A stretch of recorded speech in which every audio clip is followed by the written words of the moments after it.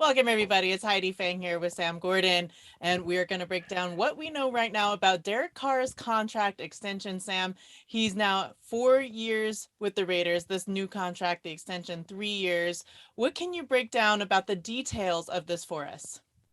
Yeah, Heidi. Well, what we know right now is it's a contract extension, right? So this tacks on to the additional year that he already had left on the 5-year deal he agreed upon in 2017. So this deal is going to take care of Derek Carr 2023, 2024, and 2025 seasons with the Raiders, worth the extension in and of itself worth around $121 million. But the average annual value of the contract, when you factor in what he's set to make this season, the next 4 years is going to be around 35 million or so. So that's the number I think we thought we were going to see. It puts him definitely in the upper echelon of quarterbacks around the NFL, and it is a commendable deal for what he was able to do in 2021. Earned every penny of it, but it's around that Russell Wilson kind of Kirk Cousins money, just for some context. So Derek Carr is going to be a Raider. There's a no trade clause as well. So any kind of move that the Raiders would want to have to make, he'd have to veto that and waive that. I don't see that happening. We've heard him say extensively, Heidi,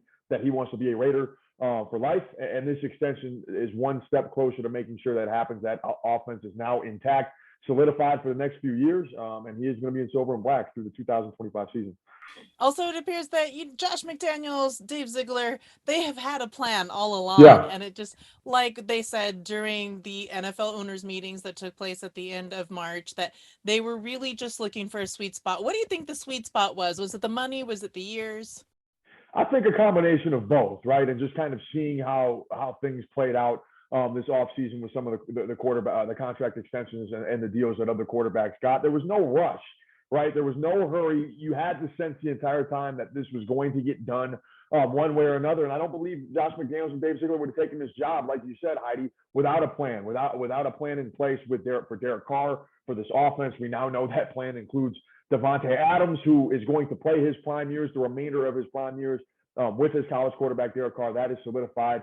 And now the Raiders, Heidi, with all these pieces in place, you would figure that they would have a top 8 offense, right? That kind of level or better with Davante Adams, with Hunter Renfrow, with Darren Waller, and of course, with Derek Carr now behind center at age 31 in the prime of his career. So, yeah, there was definitely a plan in place, and that is being executed. There is going to be continuity on this offense for the next few years. A huge deal to lock him up right now before the draft. Gives you a little bit more of a plan that you can put in place for the draft, for what you want to do, for pieces that you want to add on the offense or defense, and now that's solidified.